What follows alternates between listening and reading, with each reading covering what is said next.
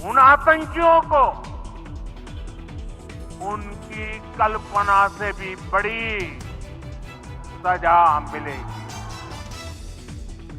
कल्पनाही केली नसेल असा धडा दहशतवाद्यांना शिकवणार पंतप्रधान नरेंद्र मोदींचा पहलगाममधील दहशतवादी हल्ल्यावरनं पाकला इशारा।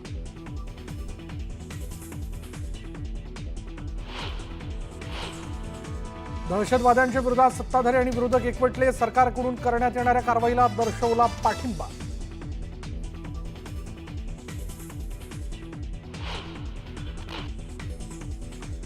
भारताच्या दणक्यानंतर पाकिस्तान बिथरला, पाकिस्तानकडून भारतासोबतचा व्यापार बंद, शिमला कराराला ही स्थगिती।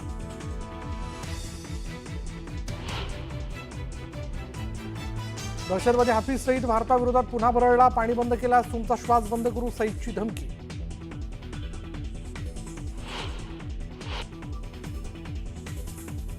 पहलगाम हल्ल्याबाबत सरकारच्या सर्व निर्णयाला पाठिंबा, सर्वपक्षीय बैठकीत विरोधी पक्षाची भूमिका, सूत्रांची माहिती। भारताचा बीएसएफ जवान पाकिस्तानच्या ताब्यात, जवानानं चुकून ओलांडली होती सीमा, जवानाला परत आणण्यासाठी चर्चा सुरू।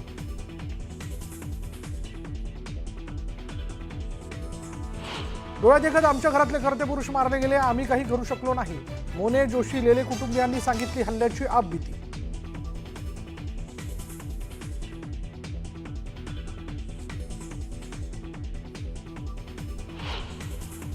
त्याला बोलवून घेतलं, आजान पडताय क्या, बोलताय क्या कुछ, आम्ही त्याचा ऐकून पटापट टिकल्या काढून फेकल्या की आम्हाला मारायला नको म्हणून, आणि सगळे अल्लाह अकबर म्हणायला लागलो।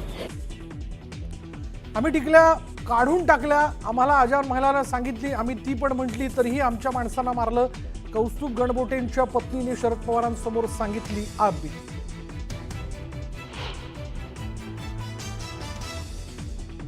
पहलगाममध्ये दहशतवाद्यांनी पर्यटकांना गोळ्या घातल्या, तर दिल्लीतील पाकिस्तानी राजदूत पार्ट्या जोडण्यात व्यस्त, दूतावासात केक मागवले जात असल्याचं कॅमेऱ्यात कैद।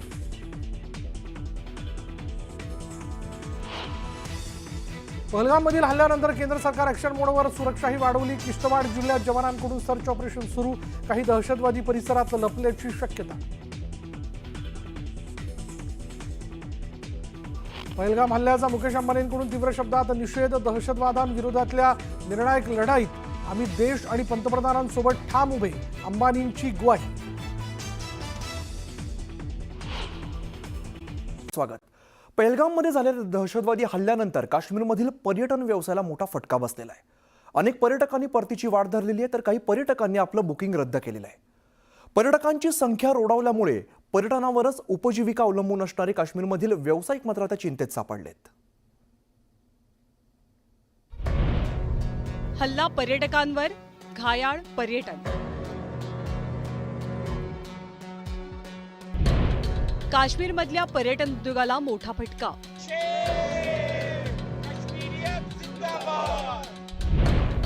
काश्मीरमधले व्यावसायिक चिंतेत।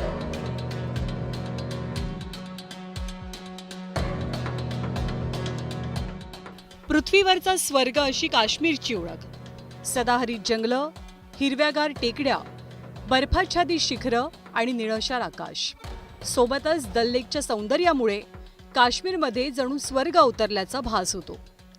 याच गोष्टींमुळे किंवा याच सौंदर्यामुळे फक्त देशभरातूनच नाही तर जगभरातल्या पर्यटकांची पावलं काश्मीरकडे वळतात। पण भारताच्या याच नंदनवनाला दहशतवाद्यांचा शाप लागलाय। पहलगाममध्ये दहशतवाद्यांनी निष्पाप पर्यटकांची हत्या केल्याच्या घटनेनंतर काश्मीरमधील पर्यटनावरती पोट असलेले व्यावसायिक सुद्धा चिंतेत आले, कारण या हल्ल्यानंतर अनेक पर्यटकांनी काश्मीरमधनं परतीची वाट धरली आहे। अनेकांनी आपली आगाऊ बुकिंग सुद्धा रद्द केली आहे। काश्मीरमधील हॉटेल मालक आणि दल लेक परिसरातील शिकारा चालक, टॅक्सी चालक, घोडेवाले या सर्व व्यावसायिकांना याचा फटका बसणार आहे। बहुत सारा नुकसान हुआ है कि पूरे कश्मीर के घरों में मातम छाया हुआ है। हम उनको रिक्वेस्ट करके कि हमको अकेला मत छोड़े, कि आप ही के लोगों के से हमारे रोजा रोटी चलते थे, क्योंकि पूरे कश्मीर के घरों में मातम छाया। अभी अगर किसी के घर में भी जाओगे, मतलब यहाँ पे छोटा सा दुकान जो दूध बेचेगा, कुछ भी मतलब छोटे से दुकान पूरे गली या मार्केट में पूरा बंद है, पूरा शट डाउन है। इसमें हम पुरजोर से निंदे करते हैं। वो देखा है ना, वो ये बेचारों को मार गया, किसने मारा, वो तो मुश्किल होता है। हम लोगों को भी मुश्किल होता है, सबको मुश्किल होता है। यहाँ हिंदू हो मुसलमान हो, किसी में कैसे भाई वो भाई समझो भाई का, ऐसा ऐसे ये कभी नहीं होगा ऐसा। या दहशतवादी हल्ल्याच्या विरोधात काश्मीरमधील सर्वसामान्य नागरिकांच्या मनातही रोष आहे. काश्मीरमधील सर्वसामान्य नागरिकांनी सुद्धा या हल्ल्याचा निषेध नोंदवलाय. कि जिसने भी ये सब कुछ किया उसके लिए बेहतर था अगर ये आवाज उन तक जा रही है तो हम सिर्फ इतना बोलेंगे कि उनको ऐसा करना चाहिए था, कश्मीरी के हर एक घर में जाकर एक एक कश्मीरी को कत्ल करना था। उनकी जगह जो बेगुनाह मारे गए, उन्होंने जिसने भी ये किया उसने उन लोगों का कत्ल नहीं किया, उसने कश्मीरियत का, इंसानियत का कत्ल किया है। केंद्र सरकारनं कलम 370 हटवल्यानंतर काश्मीरमध्ये गेल्या काही वर्षात पर्यटकांच्या संख्येत वाढ झाल्याचं चित्र दिसलं. 2023 नंतर प्रत्येक महिन्याला काश्मीरमध्ये साधारणतः 10 लाखांपेक्षा जास्त पर्यटकांनी भेट दिली. संपूर्ण वर्षभरात 2 कोटी 12 लाख पर्यटकांनी काश्मीरमध्ये पर्यटनाचा आनंद लुटला. तर 2024 साली जवळपास 2 कोटी 36 लाख पर्यटकांनी जम्मू काश्मीरमध्ये भेट दिली. पर्यटन व्यवसायामुळे काश्मीरमध्ये जवळपास 8,000 कोटींची उलाढाल होते. आगामी काळात पर्यटकांची संख्या वाढण्याचा अंदाज असतानाच पहलगाम हल्ल्याची घटना घडली आणि त्यामुळे पर्यटन व्यवसायाला मोठा धक्का बसलाय. दुश्मन होते, जो अमन के दुश्मन होते, जो पीस के दुश्मन होते हैं, वो ये ना समझे कि हमने इसको पीस को सबटाज किया। हम उस चीज़ के लिए कहते कि आप वापस आइए, और हमने दुश्मन को कामयाब नहीं होने देना है। ये मैसेज देना चाहता हूँ कि आगे जो उनका एक मकसद है, जो एक गोल है, वो अचीव ना हो जाए। और जैसे कि मेरे भाई ने कहा कि इंडियन लोग जो है काफ़ी हिम्मत वाले हैं और इन चीज़ों से नहीं डरेंगे, और जो वो उनके गलत मकसद है उनको कामयाब नहीं होने देंगे. गेल्या काही वर्षांपासून काश्मीरमध्ये विकासाची गंगा वाहू लागली आहे. त्याचसोबत काश्मीरमधील निसर्ग सौंदर्य अनुभवण्यासाठी मोठ्या संख्येनं पर्यटक काश्मीरला भेट देतात आणि यातच पहलगाम हल्ल्यामुळे काश्मीरमधल्या व्यावसायिकांचं आर्थिक गणित कोलमडलंय. काश्मीरमधल्या व्यावसायिकांना आता आपल्या मीठ भाकरीची चिंता सतावू लागली आहे. उदय जाधव, न्यूज 18 लोकमत, श्रीनगर. पवित्रानंतर पाकिस्तानला धडकी भरलेली आहे. भारताने सिंधू नदीचं पाणी रोखण्याचा निर्णय घेतलाय, तर सर्जिकल स्ट्राईकची धास्ती घेतलेल्या पाकिस्तानच्या पंतप्रधानांनी उच्चस्तरीय बैठक बोलावलेली आहे. भारतासोबतचा व्यापार रोखण्याची घोषणा पाकिस्तानकडून करण्यात आलेली आहे.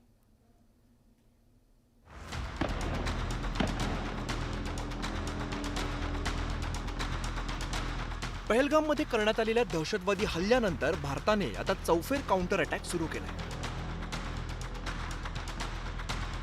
दिल्लीत वेगवेगळ्या राजकीय घडामोडी आता सुरू झाल्या. परराष्ट्र मंत्रालयाने बोलवलेल्या बैठकीला अमेरिका, चीन, रशिया, जपान, ब्रिटनसह अनेक राजदूत उपस्थित होते. भारताने सिंधू नदीचं पाणी रोखण्याचा निर्णय घेतलाय. पाकिस्तानी नागरिकांना 48 तासात देश सोडण्याचा आदेश देण्यात आलाय. शिमला करार सुद्धा स्थगित करण्यात आलाय. मेडिकल व्हिसाही कार्यरत राहणार नसल्याचा आदेश देण्यात आलाय. त्यातच पश्चिम किनारपट्टीवरती INS सुरतवरून यशस्वी क्षेपणास्त्र चाचणी करण्यात आली. भारताच्या या पवित्रानंतर कराचीमध्ये सुरक्षेत वाढ करण्यात आली. घाबरगुंडी उडलेल्या पाकिस्तानच्या पंतप्रधानांनी उच्चस्तरीय बैठक बोलावली होती. यात लष्कर प्रमुख, ISIचे प्रमुख उपस्थित होते. दरम्यान पाकिस्ताननेही काही निर्णय घेतलेत. भारतासोबतचा व्यापार पाकिस्ताननं रोखलाय. वाघा सीमेवरील चौकी तातडीने बंद करण्याचा निर्णय पाकिस्ताननं घेतलाय. पाकिस्तानी नागरिकांना मायदेशी परतण्याच्या सूचना करण्यात आल्या. सार्क व्हिसा सवलतीच्या अंतर्गत भारतीय नागरिकांना देण्यात आलेले सगळे व्हिसा रद्द करण्याचा निर्णय पाकिस्ताननं घेतलाय. भारतीय विमान कंपन्यांना पाकिस्तानी हवाई हद्दीचा वापर करण्यास बंदी घालण्यात आली आहे. तर पाकिस्तानातील दहशतवाद्यांची खुमखुमी संपलेली नाही. तू कहेगा कि पाकिस्तान का पानी रोकेंगे, कश्मीर के अंदर डैम बना के तुम पाकिस्तान के पानी को रोकोगे, पाकिस्तान की ज़राअत सनत का खात्मा करके, पाकिस्तान की मईशत तबाह करके, सीपैक के मंसूबे नाकाम करने के लिए तू बड़के मारेगा और तू चाहेगा हम चुप रहे। पाकिस्तानची अर्थव्यवस्था आधीच संकटात सापडली, त्यातच भारताने निर्बंध घातल्यामुळे पाकिस्तानची स्थिती बिकट होणार आहे. परिणामी कोणताही आतताईपणा केला तर पाकिस्तानचे 2 तुकडे होण्याची शक्यताही नाकारता येत नाही. Bureau report, news 18 Lokmat. पहलगाममधील हल्ल्यानंतर भारताने पाकिस्तानवरती कायदेशीर स्ट्राईक केलेला आहे. त्यामुळे बिथरलेल्या पाकिस्तानने आता उलट्या बोंबा मारल्यात. पाहूयात ग्राफिक्सच्या माध्यमातून. राजकीय युद्ध या ठिकाणी बघायला मिळत आहे. भारत सिंधू पाणी करार तात्काळ प्रभावाने स्थगित करत आहे. दरम्यान पाकिस्तानकडून सिंधू जल करार स्थगितीचा भारताचा निर्णय फेटाळण्यात आलेला आहे. इकडे अटारी बॉर्डर भारताकडून तात्काळ बंद करण्यात येते, तर वाघा बॉर्डर पोस्ट बंद करण्याचा निर्णय पाकिस्तानने सुद्धा घेतलेला आहे. पाकिस्तानी नागरिकांचा व्हिसा भारताने रद्द केलाय. इकडे शीख यात्रेकरू वगळता भारतीयांचा व्हिसा पाकिस्तानने सुद्धा रद्द केलाय. पाकिस्तानी उच्चायुक्तालयातील नागरिकांना भारत सोडण्याचे आदेश देण्यात आलेले आहेत. दरम्यान भारतीय नागरिकांना 48 तासात पाकिस्तान सोडण्याचे आदेश पाकिस्तानने दिले. पाकिस्तानची व्यापाराला स्थगिती बघायला मिळते भारताकडून. दरम्यान भारतासोबतच्या सर्व प्रकारच्या व्यापाराला पाकिस्तानकडून सुद्धा स्थगिती देण्यात आली आहे.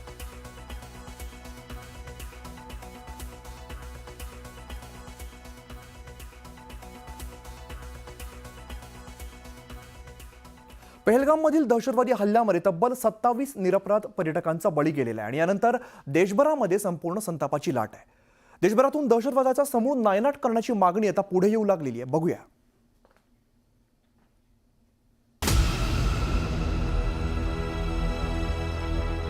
कुठे आहे सुरक्षित आपला देश आणि कुठे आहे आपला महाराष्ट्र? कुठे नेऊन ठेवला? प्रत्येक वेळी सामान्य जनतेला वेठीस करण्यात येतात. सगळेजण आपापली खुर्ची बघून आपापल्या केबिनमध्ये आहे तर सुरक्षित आहे. सामान्य माणूस केबिन भरडला जातो. हा उद्रेक आहे देशातील सर्वसामान्यांचा. हा संताप आहे निष्पापांना गोळ्या घालणाऱ्या दहशतवाद्यांच्या विरोधात. पहलगाममध्ये लष्कर ए तोयबाच्या TRF दहशतवाद्यांनी हिंदू पर्यटकांना लक्ष्य करत गोळ्या घातल्या.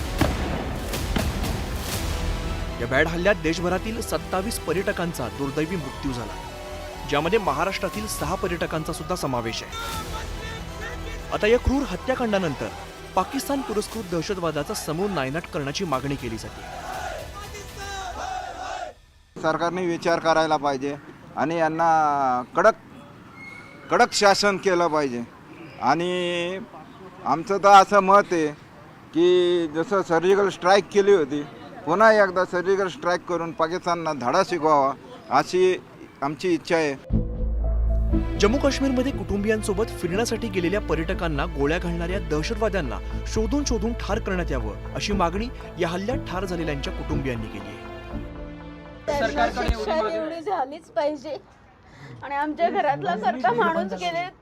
इंजुअर्ड झालेल्यांची किंवा मृत्युमुखी पडलेल्या नातेवाईकांची हीच सगळ्यांची मागणी आहे की त्यांना कठोरातली कठोर शिक्षा व्हावी आणि जे मृत्युमुखी पडलेले आहेत त्यांना जे सगळे कर्ते पुरुष आहेत ते सगळ्या कर्त्या पुरुषांसाठी जे काही फॅमिलीसाठी जे काही करता येईल तो प्रयत्न सरकारने निश्चित करावा. आणि आज भारत सुरक्षित जर नसेल तर मग प्रश्न येतो की आम्ही हिंदू आहोत म्हणून आमची चूक झाली का, हा प्रश्न नक्कीच समोर येतो.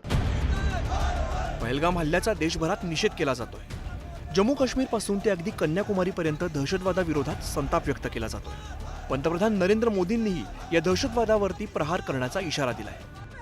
त्यामुळे आता पाक पुरस्कृत दहशतवादावरती कधी आणि कसा प्रहार केला जातो याकडे 27 मृत्युमुखी पडलेल्या पर्यटकांच्या कुटुंबियांसह संपूर्ण देशाचं लक्ष लागलंय.